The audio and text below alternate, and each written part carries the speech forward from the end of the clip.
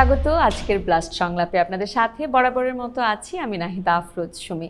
এই প্ল্যাটফর্মটার সাথে যারা সংযুক্ত রয়েছেন তারা জানেন যে এখানে আসলে আমরা সেই বিষয়গুলো নিয়ে কথা বলি যে বিষয়গুলো আমাদের সকলের জানা অত্যন্ত গুরুত্ববহ, এবং যে কথাগুলো জানলে পরে আমি একজন নাগরিক হিসেবে আমার যে দেশের প্রতি দায়িত্ব, কর্তব্য এবং সেই সাথে আমার যে অধিকার রয়েছে সেই বিষয়ে আমরা আসলে অনেক বেশি সুনিশ্চিত হতে পারবো। আজকেও তেমনই একটি বিষয় নিয়ে কথা বলবো, এবং অবশ্যই এই সকল বিষয়গুলো আসলে আইন সংক্রান্ত। আজকে যে বিষয়টি নিয়ে কথা বলবো, বিচার বহির্ভূত শাস্তি প্রদান বন্ধে মহামান্য হাইকোর্টের রায়ের সুষ্ঠু বাস্তবায়নে করণীয়। এই বিষয়ে কি আমি কথা বলবো? একেবারেই না। আমাদের সাথে দুজন আমন্ত্রিত অতিথি রয়েছেন যাদের সাথে আমরা এই বিষয়টি নিয়ে বিস্তারিত জানবার চেষ্টা করব, এবং আসলে এই টপিকের মধ্য দিয়ে আমাদের সমাজের অনেক অনেক বিষয়গুলো আজকে উঠে আসবে। সেই কথাগুলো তাদের কাছ থেকেই শুনবো। আজ আমাদের সাথে অতিথি রয়েছেন অ্যাডভোকেট মাসুদা রেহানা বেগম, যুগ্ম সাধারণ সম্পাদক বাংলাদেশ মহিলা পরিষদ এবং সদস্য ধর্ষণ আইন সংস্কার জোট, এবং সেই সাথে রয়েছেন আমাদের এই প্ল্যাটফর্মের খুবই পরিচিত মুখ, আছেন Ayesha Akhtar, legal specialist BLAST এবং ফোকাল পার্সন ধর্ষণ আইন সংস্কার জোট। দুজনকেই স্বাগত জানাচ্ছি। কেমন আছেন? ধন্যবাদ। আমরা ভালো আছি। আমরা আশা করি নিশ্চয়ই আজকের অনুষ্ঠানটা আমরা ভালোভাবে করতে পারব। আমরাও তেমনটাই বিশ্বাস করছি। আসলে খুবই গুরুত্বপূর্ণ একটা বিষয় নিয়ে আজকে কথা বলবার জন্য বসছি। আমি স্পেশালি শুনতেই বসেছি, এবং আমি আমার দর্শকদের জন্য আসলে এই কথাগুলো তুলে ধরার ব্যবস্থা করার জন্যই আমাদের এই আয়োজন। আমি একটু আয়েশা আপুর কাছে শুরুতে আসতে চাই। আয়েশা আপু, বাংলাদেশে বিচার বহির্ভূত শাস্তি এই বিষয়টা বলতে আমরা আসলে কি বুঝি? আচ্ছা, ধন্যবাদ সুমি আপা। যদি খুব সহজে বলি যে আসলে আমরা নর্মালি কি চিন্তা করি যে আমি কোনো একটা অপরাধ করেছি, তো সেক্ষেত্রে আমি যে অপরাধ করেছি আমার জন্য কি শাস্তি আছে সেটা কিন্তু মূলত নির্ধারণ করবে হচ্ছে আমার দেশের যে বিদ্যমান আইনগুলো রয়েছে। সে ঠিক করবে যে আসলে আমার কোন কাজটা অপরাধ, কোন কাজটা অপরাধ না, বা হচ্ছে আমার ঠিক কোন অপরাধটার জন্য কতটুকু শাস্তি আমি পাবো। সেটার জন্য কিন্তু আমাদের ল, রুলস, রেগুলেশন আছে। তো কথা হচ্ছে যেটা দেখা যায় যে আসলে যখন কিনা সাধারণ মানুষ যখন হচ্ছে কোনো একটা অপরাধের শাস্তি দেওয়ার ক্ষমতাটা নিজের হাতে তুলে নেয় এবং সে নির্ধারণ করে যে হচ্ছে শাস্তি কি হবে, এবং এটাকে বলা হচ্ছে, আমরা বলি যে আইনের ভাষায় এটা হচ্ছে বিচার বহির্ভূত শাস্তি, বা আইন বহির্ভূতভাবে যখন শাস্তি আরোপ করা হয়, এটাকে আসলে আমরা সহজ কথায় বলি যে হচ্ছে এক্সট্রা জুডিশিয়াল পানিশমেন্ট। যদি একটা ছোট্ট এক্সাম্পল দিয়ে, এক্সাম্পল না আসলে এটা হচ্ছে যদি বলি একদমই সত্যি ঘটনা, অনেক অহরহই ঘটছে। আমি একদমই রিসেন্ট যেই ইনসিডেন্টটা ঘটেছে সেটা যদি একটু তুলে ধরি, আমাদের এই কিছুদিনে মোস্ট প্রবলি এটা 26 মার্চ, যখন হচ্ছে আমাদের জামালপুর এরকম একটা ইনসিডেন্ট হলো যে একজন ছেলে, তার বিরুদ্ধে অভিযোগ করা হলো যে তিনি গরু চুরি করেছেন। সো এই অভিযোগের কারণে তাকে যখন পাওয়া গেল না, তখন তার বাবা মা তাদেরকে হচ্ছে ধরা হলো, এবং হচ্ছে সেখানে তাদেরকে শাস্তি, তাদেরকে অনেক মানে কথার মাধ্যমে অপমান করা হলো, তাদেরকে প্রহার করা হলো, এবং একটা পর্যায়ে দেখা গেল যে সেই ছেলের মাকে ছেড়ে দেওয়া হলো কিন্তু বাবাকে বেঁধে রাখা হলো। তো ওয়াইফ বা হচ্ছে যে মা যখন বারংবার হচ্ছে তার হাজব্যান্ডকে ছোটানোর জন্য গেলেন, ছাড়ানোর জন্য গেলেন, তখন হচ্ছে তাকে আবার প্রহার করা হলো, আবার অপমান করা হলো, এবং যেটা করা হয় এটা গ্রামে জনসম্মুখে হচ্ছে এই ধরনের অপমানজনক বা অবমাননাকর এই ঘটনাগুলোর পুনরাবৃত্তি ঘটতে থাকছিল। তো যেটা হলো যে পরদিন সকালে সেই মা তিনি কি করলেন, এই অপমান সহ্য করতে না পেরে তিনি আত্মহত্যার পথ বেছে নিলেন। তো এটাকে, এই যে একটা কথা যে যদি আমার কাছে মনে হয় যে কেউ একজন গরু চুরি করেছে, সেটা যদি প্রমাণ সাপেক্ষে সেটা প্রমাণ করা যায়, তখন কিন্তু আমার দেশের আইন শৃঙ্খলা বাহিনী রয়েছে, সেটার শাস্তি দেওয়া তো আমি কেউ না, আপনি কেউ না। এবং যেটা হচ্ছে যে হচ্ছে সন্দেহ করা হলো, সেই সন্দেহের বশবর্তী হয়ে কিন্তু এই ঘটনাগুলো হচ্ছে ঘটে গেল, পরপর একটা প্রাণ কিন্তু চলে গেল। সো এই যে এটাই হচ্ছে কথা যে যেটা কিনা আমি প্রথমত আমার কোনো অধিকারই নাই কাউকে শাস্তি দেওয়ার, সো সেটাকে আমরা বলছি যে হচ্ছে বিচার বহির্ভূত বা আইন বহির্ভূত বা এক্সট্রা জুডিশিয়াল পানিশমেন্ট, এটাকে আমরা বলছি। সো এই যে বিচার বহির্ভূত যে শাস্তি, এই শাস্তি যারা দিয়ে থাকেন বা যে এই কর্মকাণ্ডগুলো যারা করে থাকেন, এই কর্মকাণ্ড বা এই সহিংসতা বন্ধের লক্ষ্যে আসলে মহামান্য হাইকোর্টের কোনো রায় আছে কিনা বা আদেশ আছে কিনা, সেটা সম্পর্কে যদি একটু আমাদেরকে জানান। যেটা হয়েছে আমি বলছিলাম যে হচ্ছে এটা আসলে এখন আমি 26শে মার্চের কথা বললাম, এমন না যে হচ্ছে এটা 2026-এর 26শে মার্চে এই ঘটনাটা না ঘটলো। বরঞ্চ এটা বেসিক্যালি ঘটে আসে বহু বহু বছর আগের থেকে। ধরে। যেটা হলো যে যুগ যুগ ধরে হচ্ছে। হ্যাঁ 2009 সালে আমরা হচ্ছে হাইকোর্টে একটা জনস্বার্থ বিষয়ক মামলা করা হলো, যেখানে হচ্ছে আমরা আদালতের সামনে এরকম রিপিটেডলি যে ইনসিডেন্টগুলো ঘটছে সেগুলো আমরা আদালতের দৃষ্টিতে আনলাম যে এগুলো ঘটছে। তো তখন যেটা হচ্ছিল যে হচ্ছে আপনার বিভিন্ন ধরনের, এটাকে আমরা বলছিলাম যে ফতোয়ার নামে হচ্ছে এক্সট্রা জুডিশিয়াল পানিশমেন্টটাকে তারা ইম্পোজ করে আসছিল এবং তারা বিভিন্ন ধরনের মাধ্যমে এটা করছিল। কখনো এমন হচ্ছিল কি যে সাপোজ ধরেন যে আপনি কাউকে একঘরে করে দিলেন এবং সবাইকে বলা হলো যে ওই বাড়ির ওই লোকগুলোর সাথে কেউ যোগাযোগ রাখবে না, তাদের কাছে আপনি দৈনন্দিন কোনো জিনিস বিক্রি করবেন না, তারা মসজিদে নামাজ পড়তে আসতে পারবে না, ওই পরিবারের কেউ মারা গেলে তার দাফন কার্য আপনি সম্পন্ন করতে দিবেন না, আপনি কারো চুল কেটে দিলেন, কারো মুখে কালি লাগিয়ে দিলেন, কারো গলায় হচ্ছে মালা পরিয়ে আপনি পুরো গ্রাম হচ্ছে ঘুরালেন। তো এইভাবে কিন্তু ঘটনাগুলো ঘটছিল। তো তখন আমরা যখন আদালতে এটার শরণাপন্ন হলাম এরকম একটা মানে সহিংসতাপূর্ণ একটা ইস্যু নিয়ে, তখন যেটা হলো যে হচ্ছে আদালত কিন্তু আমরা 2009-এ আমরা মামলাটা করলাম এবং 2010-এ হচ্ছে আমরা রায় পেলাম এবং সেখানে কিন্তু সুস্পষ্ট হচ্ছে কিছু ডিরেকশন আমরা পেয়েছিলাম। প্রথমেই বলা হলো যে হচ্ছে এই যে ফতোয়ার নাম করে যে হচ্ছে আমরা এক্সট্রা জুডিশিয়াল যে পানিশমেন্টগুলো ইম্পোজ করা হচ্ছে এটা করা যাবে না, এটাকে নিষিদ্ধ করা হলো এবং এটার জন্য হচ্ছে এটাকে একটা শাস্তিযোগ্য অপরাধ বলা হলো। এবং এখানে হচ্ছে আমাদের বিদ্যমান যে আইনগুলো রয়েছে, যদি বলি আমাদের পেনাল কোড রয়েছে, সেখানে প্রত্যেকটা ঘটনার জন্য কিন্তু শাস্তি বলা আছে। সো ওই শাস্তিগুলোই হচ্ছে তাদেরকে দেওয়া হবে। এক্ষেত্রে বলে রাখা ভালো যে আপা এই যে আমি বললাম এই ঘটনাগুলো ঘটছে এক্সট্রা জুডিশিয়াল পানিশমেন্ট, এখানে কিন্তু এমন না যে আপনি একা এই কাজটা আপনি একা করছেন, এখানে একটা টিম হচ্ছে কাজ করে। সো সেখানে বলা হলো যিনি এটা করবেন এবং ওনাকে যারা সহযোগিতা করবে প্রত্যেকের জন্যই হচ্ছে একই পানিশমেন্টই ইম্পোজ করা হবে। এবং আরো বলা হলো যে বিশেষ করে আমাদের ইউনিয়ন পরিষদ এবং হচ্ছে পৌরসভা সালিশ নামক যে ব্যাপারটা, এটাও কি আসলে এটার অন্তর্গত? এটা আসলে একটা কি ধরনের সালিশ। একটা হচ্ছে কি আপা সালিশ আমরা বলি যে হচ্ছে অল্টারনেটিভ ডিসপিউট রিজলিউশন, যেটা এখানে আমাদের আইনে কিন্তু বলা আছে যে আপনি কোন জায়গাতে হচ্ছে আপনি এই সালিশ মীমাংসার আপনার স্কোপটা আছে, কিন্তু ওনারা যেটা করছিলেন এটাকে কিন্তু আমাদের আইন একদমই আইন বহির্ভূত, আইনে কোথাও হচ্ছে ওনাদেরকে এই পাওয়ারটা দেওয়া হয়নি। তো ওই রায়ের মধ্যে আরো বলা হলো যে হচ্ছে আমার ল এনফোর্সমেন্ট এজেন্সি হচ্ছে এখানে একটা গুরুত্বপূর্ণ ভূমিকা পালন করবে। আমাদের ইউনিয়ন পরিষদ এবং পৌরসভা এই জায়গাগুলোতে যখনই এই ধরনের ঘটনাগুলো ঘটবে তারা কিন্তু সেটা যথাযথ পদক্ষেপ নেবেন স্টপ করার জন্য, প্রিভেন্ট করার জন্য।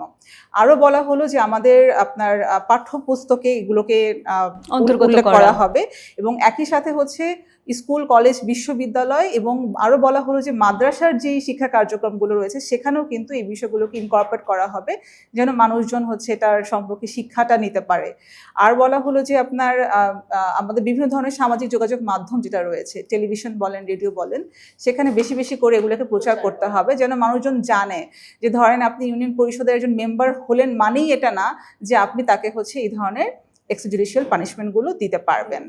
আরেকটা যেটা আছে যে আমাদের কিছু যদি বলি কনসার্ন মিনিস্ট্রি, যদি বলি যে আপনার ministry of local government, ministry of education, ministry of women and children affairs, ministry of ministry of home affairs. তো এই জায়গাগুলোতেও হচ্ছে ওনারা বললেন যে এই কনসার্ন মিনিস্ট্রিগুলোকেও কিন্তু প্রয়োজনীয় পদক্ষেপ নিতে হবে এই এক্সট্রা জুডিশিয়াল পানিশমেন্ট সেটাকে যেন প্রিভেন্ট করা যায়। আমার এটার সাথেই একটা প্রশ্ন মনে যেটা আসলো যে ধরেন এগুলো তো রায়ে রয়েছে, আমি আপনার কাছে আসছি এই প্রশ্নটাতে, তার আগে একটু আপাকে জিজ্ঞেস করি যে আপা আমরা তো রায়ের কথা শুনলাম, মহামান্য হাইকোর্ট একটা সুন্দর চিত্র আমাদের সামনে রেখেছেন, বাট এটার বাস্তবায়ন কতটুকু হচ্ছে, গ্রামগঞ্জ পর্যন্ত কি আমরা পৌঁছাতে পারলাম? কারণ যেই চিত্রের কথা আয়েশা আপু বলছিলেন সেটা কিন্তু পুরোটাই মোটামুটি দেখা যায় যে আমাদের প্রত্যন্ত গ্রাম অঞ্চলগুলোতে প্রচুর পরিমাণে ঘটছে, ইনফ্যাক্ট এখনো মাঝে মাঝে আমরা শুনতে পাই। সো আসলে বাস্তব চিত্র কি বলছে? আসলে ধন্যবাদ আপা।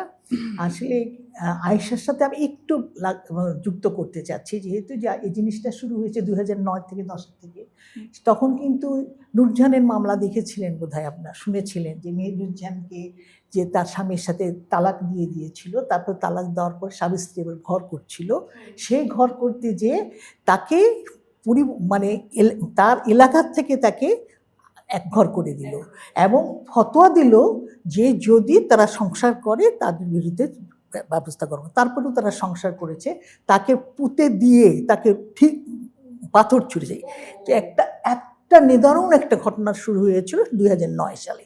তখনই আমরা কিন্তু এই জিনিসটাকে নিয়ে আন্দোলন শুরু করেছিলাম। যেহেতু আমি মহিলা পরিষদ করি, আমরা আসলে তুলনামূলকভাবে অন্যান্য সংগঠনে যে এই কাজগুলো প্রথম থেকেই আমরা শুরু করি এবং এই আন্দোলনটা শুরু করার পরের থেকেই কিন্তু আমরা যে 2010 সালে যে আমরা মামলাটা করলাম, আমরা কিন্তু কয়েকটা সংগঠন মিলে আমরা একসাথে, যেটা আয়শা বলতে চেষ্টা করেছে, যেখানে মহিলা পরিষদ ছিল, ব্লাস ছিল, ব্র্যাক ছিল, তারপরে আমি নিজেরা করেছিল। এই কটা আমরা তখন চিন্তা করলাম যে এই ধরনের ঘটনা যে সমাজে ঘটে, একটা মেয়ে তার স্বামীর সাথে সংসার করতে পারে, আমাদের আইনেই কিন্তু আছে 90 দিনের মধ্যে যদি স্বামী স্ত্রী একত্র হতে চায় হতে পারবে, কিন্তু সেটাকে তারা জানে না। না জানার কারণে তালাক দিচ্ছে, একবার মুখে এক বলল তালাক, বা দুই তালাক, হলো, তিন তালাক। হ্যাঁ। এই 3 তালাকেই কাজ শেষ হয়ে গেছে, কিন্তু 3 তালাকে কাজ শেষ হয় না। আইনের কতগুলো ভাষা আছে, আইনের কতগুলো নিয়ম আছে, সেই নিয়মগুলো কিন্তু জানতে হবে এবং মানতে হবে। এবং এটা পরিবার মানে নাই, সমাজ মানে নাই। যারা এই যে এক্সট্রা জুডিশিয়াল আপনার তখন ওই সময় মানে হিল্লা বিয়ের একটা আসছিল, এই যে তখন হতে হলো কি যে ওই মেয়েটাকে তো নির্যাতন এমনভাবে করলো যে তাকে ঘর ছাড়া করলো, তো মৃত্যু পর্যন্ত তার ঘটে গেল। এই প্রেক্ষিতেই কিন্তু সমস্ত নারী আন্দোলন, এনজিও আন্দোলন সকলে কিন্তু আমরা একেবারে এটার একটা ঘটনা, বাস্তব অবস্থাটাকে ধরেই আমরা কাজটা শুরু করে দিলাম। কিন্তু একটা জিনিস দেখা যাচ্ছে, এটা কারা করতেছে, গ্রাম্য সালিশিরা করছে, যে এলাকার চেয়ারম্যান, এলাকার মেম্বার, মোড়লরা, রিলিজিয়াস লিডাররা যারা বিশ্বাস করে না, তারা ধর্মকেই অস্ত্র হিসেবে সামনে নিয়ে আসে। যে জিনিসটা নারী আন্দোলন এবং সমস্ত আন্দোলন যারা আমরা মানবাধিকার আন্দোলন করি, সকলের মাথার মধ্যে এটা আসাতে কিন্তু ওই রায়টা আমরা 2010 সালে আনতে সক্ষম হলাম। কিন্তু আনলাম, কিন্তু সেটা কিন্তু এই যে আসলো, কিন্তু আমরা আন্দোলন কারা করছি, আমরা করছি এই যে এনজিওরা করছি, আমরা মানবাধিকার সংস্থারা করছি, আমরা নারী আন্দোলনরা করছি, কিন্তু এটা কিন্তু রাজনৈতিক কোনো আন্দোলনের মধ্যে আমরা আনতে পারি নাই। প্রথম কথা হচ্ছে এইটা একটা জায়গা।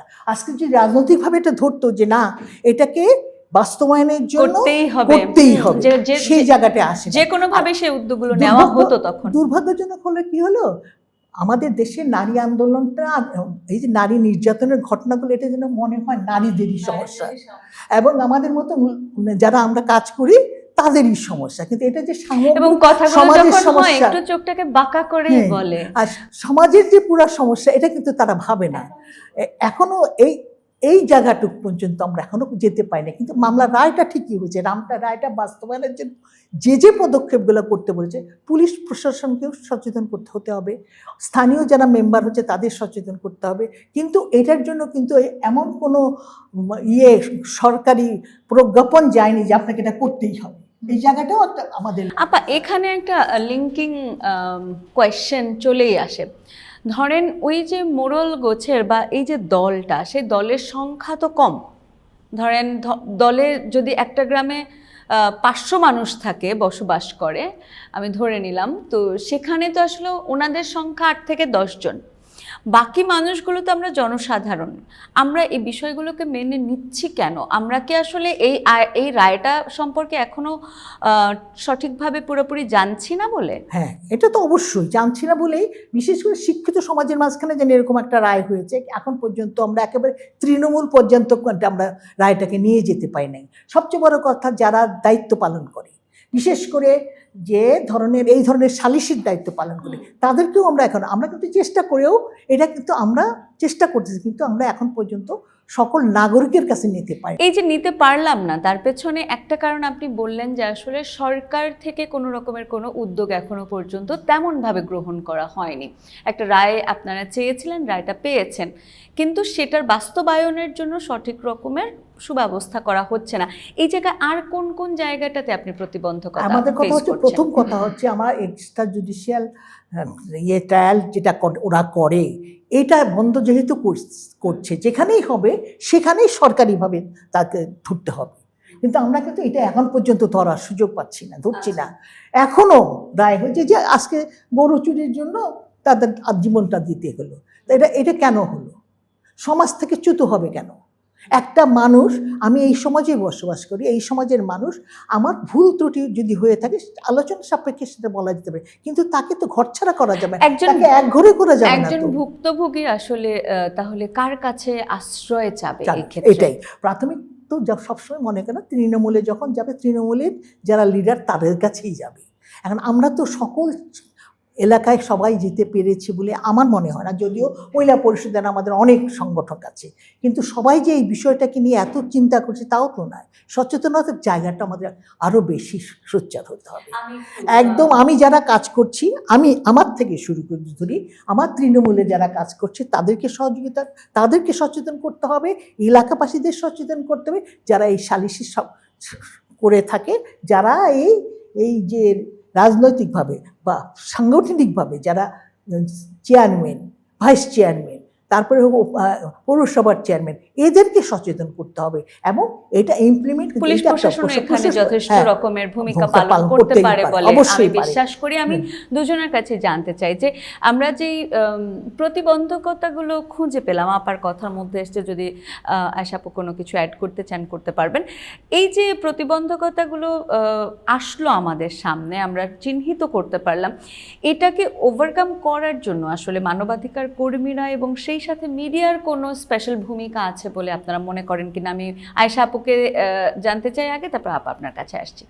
আচ্ছা, যেটা হচ্ছে ডেফিনেটলি আমার কাছে মনে হয় যে আমরা, রোজি আপা বলছিলেন যে আমরা যারা হিউম্যান রাইটস ডিফেন্ডার যারা রয়েছি, ব্লাস্ট, বাংলাদেশ মহিলা পরিষদ, আরও যারা কাজ করছেন, তো আপা বলছিলেন যে হ্যাঁ একটা জায়গা আছে যে আমরা আমাদের আপাদেরও যেরকম অনেক জায়গায় শাখা আছে, ব্লাস্টেরও হচ্ছে পুরো দেশব্যাপী আমাদের শাখা রয়েছে, সেখানে আমরা অ্যাওয়ারনেসের কাজ করছি।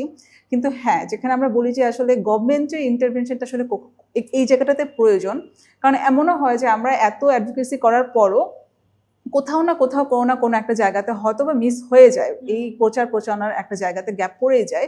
তো সেখানে কিন্তু আসলে গভর্নমেন্টকে এগিয়ে আসতে হবে। যে কারণে আপনি দেখেন আমার এই জাজমেন্টটাতে কিন্তু খুব বারবার করে বলা হলো যে আপনার পাঠ্যপুস্তকে এই জিনিসগুলোকে ইনকর্পোরেট করার জন্য জোর দেওয়া হলো এবং খুব স্পষ্ট করে বলে দেওয়া হলো যে টিভি এবং বেতার দুই জায়গাতেই যেন হচ্ছে এটা নিয়ে প্রচার প্রচারণা করা হয়। কারণ মেন ব্যাপারটা কি, যে আমরা যারা ধরেন আইনজীবী যারা রয়েছি তারা তো আমরা জানলামই যে হ্যাঁ একটা রায় হলো, এরকম একটা সেন্সিটিভ ইস্যুতে জনস্বার্থমূলক একটা ব্যাপারে একটা আমরা রায় পেলাম, সেখানে আমাদের নির্দেশনা পেলাম, আমরা জানলাম, কিন্তু ঘটনাগুলো ঘটছে কিন্তু প্রত্যন্ত অঞ্চলে। তো সেখানে যেন কোনোভাবেই যেন কেউ বলতে না পারে যে আচ্ছা আমাদের এখানে এই জায়গাটার জন্য আমরা জানতে পারলাম না, কারণ আমরা এখন সবাই জানি যে প্রত্যেকের হাতে মোবাইল ফোন আছে। তো সেই ওই জন্যই বলা হচ্ছে যেন প্রচার প্রচারণাটা যেন কোনো ধরনের বাধা না পড়ে। এবং আমি এখানে একটু অ্যাড করতে চাই, ব্লাস্টের যে উদ্যোগ, আমাদের ব্লাস্ট সংলাপ, এই ধরনের প্রোগ্রামগুলো আসলে অনেক বেশি এনকারেজ করা উচিত। ব্লাস্টকে অসংখ্য ধন্যবাদ জানাই, কারণ আসলে এই প্ল্যাটফর্মটা ছিল বলে এই বিষয়গুলো নিয়ে আমরা সোচ্চার হয়ে কথা বলতে পারছি এবং এই প্ল্যাটফর্মের মাধ্যমে বলতে পারছি বলে প্রত্যন্ত অঞ্চল পর্যন্ত পৌঁছবে সেটা আমরা বিশ্বাস করতে পারি। হ্যাঁ, জি এক্স্যাক্টলি। একটা হচ্ছে কি সুমি আপা, আমার কাছে মনে হয়, আমি তো আসলে দেখি নাই, 2009 মামলাটা হলো, 2010-এ হচ্ছে আমার রায়টা পেলাম। আমি কিন্তু এখন পর্যন্ত আমি টেলিভিশনে দেখি, আমি হচ্ছে মোবাইলেও চালাচ্ছি, কোথাও কিন্তু আমি এখন পর্যন্ত দেখলাম না যে হচ্ছে এই এক্সট্রা জুডিশিয়াল পানিশমেন্ট নিয়ে যে আমার 2010 সালে এত গুরুত্বপূর্ণ একটা রায় আসলো, এটা নিয়ে ছোট্ট একটা ইনফরমেশনে কিন্তু গভর্নমেন্ট থেকে আমি দেখি নাই যে প্রচার করা হলো। তো মানুষ জানবে কিভাবে? আরেকটা যেটা হলো যে আপা ধরেন আমি জানালাম, ব্লাস্ট, বাংলাদেশ মহিলা পরিষদ, আরও যারা এগুলো নিয়ে কাজ করছে, মানবাধিকার নিয়ে কাজ করছে, সবাই আমরা জানানোর কাজটা ধরলেন গভর্নমেন্টের সাথে আমরা আমরা যৌথভাবে এই কাজটা করে দিলাম, আমরা সবাইকে জানাই দিলাম। তারপরে যে জায়গাটা আসবে যে হচ্ছে যারা কিনা এই কাজগুলো করছে, এই এক্সট্রা জুডিশিয়াল পানিশমেন্টটা যারা হচ্ছে সংগঠিত করছে, যারা এবার তাদেরকে হচ্ছে পানিশমেন্ট তো আর আমি ব্লাস্ট বা বাংলাদেশ মহিলা পরিষদ তো আমি তো ওনাদেরকে ধরে ধরে শাস্তি দিতে পারবো না। এখানে সেই এখতিয়ার তো আমাদের নাই। আমরা যেটা করতে পারি, বা দেখেন মিডিয়া যেটা করছে, ঘটনাগুলো কিন্তু মিডিয়া আমাদের সামনে তুলে আনছে যে অমুক জামালপুরে এই ঘটনাটা ঘটছে বা অমুক জায়গাতে এই ঘটনাগুলো ঘটে আছে। এবার আপনাকে যেটা করতে হবে যে গভর্নমেন্টকে এই যারা কিনা পারপিট্রেটর যারা রয়েছে, যারা কিনা এই আইনটাকে নিজের হাতে তুলে নিচ্ছে, এক্সট্রা জুডিশিয়াল পানিশমেন্ট দিচ্ছে, তাদের জন্য শাস্তি স্বরূপ তারা আইন অনুযায়ী কি পদক্ষেপ গ্রহণ করছে ওটা তাদেরকে নিতে হবে, এবং শুধু নিলেই হবে না, যেভাবে ঘটনাগুলোকে ওনারা ফলো করে প্রচার করছে মিডিয়া, একইভাবে যারা দোষী তাদেরকে কিভাবে শাস্তি দিচ্ছে ভেরি গুড, এই সেটা কিন্তু আনতে হবে, যে হ্যাঁ অমুক জায়গায় যে হচ্ছে গরু চোর সন্দেহে ওরকম বাবা মাকে ধরে এনে অপমান করলো এবং যার পরিণতি স্বরূপ ওই সন্তানের মাটা মারা গেলেন, তো যারা এই কাজগুলো করেছেন তাদের জন্য হ্যাঁ এই শাস্তিটা দেয়া হলো, এটা আমাদেরকে জানাতে হবে। তাহলে যেটা হবে, যেটা আপনি বললেন আপা, যে একটা গ্রামে 5,000 জন গ্রামবাসী আর ধরেন 5 জন হচ্ছে রিলিজিয়াস লিডার যারা কিনা এরকম মানে সদর্পে এই ধরনের কাজগুলো করে যাচ্ছে, তখন হচ্ছে ওনাদের টনক নড়বে যে হ্যাঁ এটা তো আমি একটা শাস্তিযোগ্য অপরাধ করছি, সো এটা করা যাবে না। তো এখানে মিডিয়াকে কাজ করতে ভূমিকা রাখতে পারে। আপা, আপনার অভিমত জানতে চাইবো। এখন ঘটনা হচ্ছে যে আমি যেটা বলতে চাচ্ছি, যেটা আমরা যারা কাজ করি, আমরা যারা হিউম্যান রাইট ডিফেন্ডার, মহিলা পরিবেশের আর ব্লাস্ট হোক, আস্ক হোক, যারাই হোক, আমরা কিন্তু প্রেশার গ্রুপ। আমরা জিনিসটার জন্য প্রেশার করতে পারি, কিন্তু ইমপ্লিমেন্টার কিন্তু সরকার। এই সরকারকে এই বিষয়ে সচেতন হতে হবে। প্রথম কথাই হচ্ছে সরকারকে সচেতন করতে হবে। সরকার যদি মনে করে দূর এটা একটা কি, এখন তেলের পৃথিবীতে তেলের নিয়ে সমস্যা সংকট, সেটা নিয়ে আমাকে করতে হবে, কিন্তু এক্সট্রা জুডিশিয়াল পানিশমেন্টের জায়গাটা আপাতত থাক, এইভাবেই থেকে যাচ্ছে। কিন্তু আমরা যে এই যে 2009 সাল থেকে এই যে রিলেন্টলেসলি আমরা এই প্রেশার গ্রুপগুলো বলছি, একটা কিন্তু বলছি, সেটাকে তারা আমলে আনছে না। এটা আমলে আনানোর ব্যবস্থা করতে হবে আমাদের প্রেশার গ্রুপকে, সামাজিক আন্দোলনটাকে আরো একটু জোরদার করার মধ্য দিয়ে সকল নাগরিকদেরকে নিয়ে একটা সামাজিক আন্দোলন। আপনি মাত্রই বলছিলেন যে আসলে আমরা প্রেশার গ্রুপ, আমরা একটা প্রেশার ক্রিয়েট করতে পারি, কিন্তু এই যে আমরা একটা রায় পেলাম, সেটার বাস্তবায়নের ক্ষেত্রে প্রতিবন্ধকতা ফিল করছি, সেটাকে আসলে ওভারকাম করার জন্য আমাদেরও কি আসলে কোনো কর্মপরিকল্পনা করার প্রয়োজন রয়েছে? অবশ্যই আমাদের কর্মপরিকল্পনা কতদূর পর্যন্ত করতে পারে, আমরা এটা বাস্তবায়নের জন্য আইনটা বাস্তবায়িত হোক, মানুষের দোরগোড়ে যাবে আইনটা, এবং মানুষ এটাকে নিয়ে তার ন্যায় বিচার নিশ্চিত করতে পারবে। এখন আমি যদি ন্যায় বিচারটাকেই মাথায় না রাখি, এক্সট্রা জুডিশিয়াল পানিশমেন্ট তো সেই জায়গাটায় সমাজের গণ্যমান্য ব্যক্তিরা একটা সাধারণ মানুষকে নির্যাতন করছে না, নিগৃহীত করছে। তা এই মানুষগুলোকে আমাদেরকে সেই জায়গাগুলো আনতে, যে পানিশমেন্টের জায়গাটা আমাকে অনেক বেশি সচেতনভাবে দিতে হবে।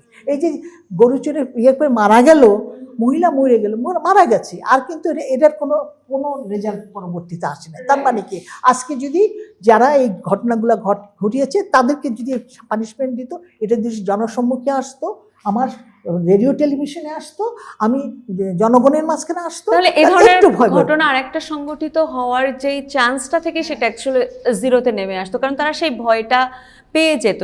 অ্যাট দ্য সেম টাইম আসলে জনসাধারণও জানতো যে আসলে আমার সাথে এরকম কাজ তারা করতে পারবেন না, যদি করেন তারাও আসলে আইনের আওতায় আসবেন। সো পরিকল্পনা করার প্রয়োজন রয়েছে এবং সেটাকে নিয়ে এগিয়ে যাওয়ার প্রয়োজন রয়েছে। আয়েশা আপু কি বলবেন এই জায়গাটাতে?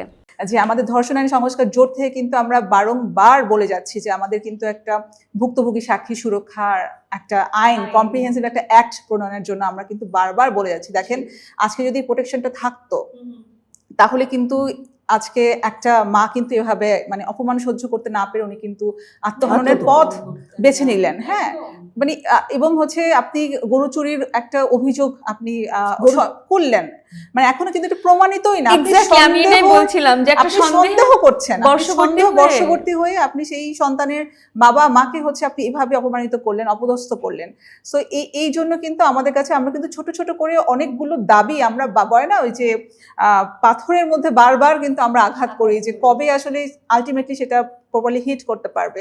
আমরা ক্ষতিপূরণ চাচ্ছি, আমরা হচ্ছে ভুক্তভোগী সাক্ষী সুরক্ষা আইন চাচ্ছি, এবং বারবার বলছি যে যেটা আপা বলছিলেন যে ন্যায় বিচার, যে অ্যাক্সেস টু জাস্টিসটা যেন এনশিওর হয়। সাপোজ ধরলাম যার সাথে ঘটনা ঘটছিল তিনি জানতেন না, কিন্তু আমি এমনভাবে প্রচারণাটা করলাম যে ওই গ্রামবাসীর মধ্যে অন্তত 5 জন মানুষই যদি জানে যে যে এই কাজটা কোনো রিলিজিয়াস লিডার, কোনো ইউনিয়ন পরিষদের সদস্য, কোনো ক্ষমতাধর রাজনীতিবিদ চাইলেই হচ্ছে ওনার এই ক্ষমতাটার হচ্ছে উনি মিসইউজ করতে পারবেন না, উনি কিন্তু প্রপার জায়গাতে। আমরা দেখি কি আপা, প্রত্যেকটা ঘটনা ঘটে যাওয়ার পর ধরেন কেউ এই ঘটনাগুলো ঘটে গেল, এক্সট্রা জুডিশিয়াল পানিশমেন্টে এক্সিকিউট হয়ে গেল, তারপর হয়তো বা কেউ একজন এরকম আত্মহননের পথ বেছে নিলেন বা আরো খারাপ কিছু হলো, তখন দেখা গেল কি ল এনফোর্সমেন্ট এজেন্সির কাছে খবরটা পৌঁছালো। তাতে কোনো লাভের লাভ তো কিছু হলো না, একটা প্রান্ত ঝরেই গেল।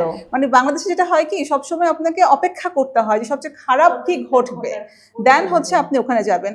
এবং সেখানে যাওয়ার পরও কি হয় আপা, প্রপার কিন্তু আপনি এমন কোনো নিদর্শন আপনি ক্রিয়েট করতে পারেন না, একটা এক্সাম্পল আপনি বানাতে পারেন না যে হ্যাঁ যে এরকম অপরাধটা হয়েছিল বলেই এরকম একটা মানে আইন অনুযায়ী তার পদক্ষেপ গ্রহণ করা হলো, তার মানে অন্য সবাই সাবধান দৃষ্টান্ত হয়ে যাবে। থাকলে আসলে আমরা যে কোনো রকমের ঘটনা ঘটানোর ক্ষেত্রে যেটা আসলে আইন বিরোধী সেটা ঘটানো থেকে আমার কিন্তু নিজেরাও আইন আছে, পিছিয়ে কেউ আসি। কিন্তু বলতে পারবে না যে আমার কাছে আইন নাই। আমরা কিন্তু শুধু আইনটা এইটুকুই চাই, শুধু বাস্তবায়ন। এই যে এই রায়টার ক্ষেত্রে আমাদের বলছিলাম যে ইমপ্লিমেন্টেশনটাই আমার এখানে খুব একমাত্র বেশি উপায়। প্রয়োজন। হ্যাঁ। অনেক অনেক ধন্যবাদ, আপনারা দুজন সময় দিলেন এবং এত গুরুত্বপূর্ণ একটা বিষয় নিয়ে কথা বললাম আমরা, যেটা প্রত্যেকটা মানে সাধারণ জনতারও জানাটা খুব দরকার। খুব ভালো থাকবেন, আবারও দেখা হবে আপনাদের সাথে নিশ্চয়ই, এবং যখনই দেখা হোক আমরা জানতে চাইবো আসলে কত দূর এগোলাম আমরা এগিয়ে যেতে চাই। অনেক অনেক ধন্যবাদ আপনাদেরকে। সুপ্রিয় দর্শক, আমরা এগিয়ে যেতে চাই, তাই তো ব্লাস্ট সংলাপে এমন কিছু বিষয় নিয়ে আমরা কথা বলার চেষ্টা করি যা আমাদের এগিয়ে যাওয়ার পথটাকে অনেক বেশি মসৃণ করে তুলবে। আমাদের আইন রয়েছে, সেই আইনের বাস্তবায়নের ক্ষেত্রে যেমন আসলে সরকার কর্তৃক বিভিন্ন ধরনের পদক্ষেপ গ্রহণ করা হয়, তার পাশাপাশি কিন্তু আমার অধিকার সম্পর্কে আমারও সচেতন হয়ে ওঠাটা অত্যন্ত গুরুত্বপূর্ণ। আপনার পাশের মানুষটি ভালো আছে কিনা, কিংবা তার প্রতি কোনো ধরনের কোনো পৈশাচিক নির্যাতন হলো কিনা সেটা দেখার দায়িত্ব কিন্তু আপনারও। আমরা সবাই সচেতন হই, সবাই ভালো থাকি একসাথে, তবেই ভালো থাকবে আমার দেশ। আজকের মতো বিদায় নিচ্ছি ব্লাস্ট সংলাপ থেকে। দেখা হবে পরের এপিসোডে, অবশ্যই নতুন আরও একটা গুরুত্বপূর্ণ টপিক নিয়ে। ততক্ষণ পর্যন্ত সবাই খুব ভালো থাকবেন, ব্লাস্টের সাথে থাকুন।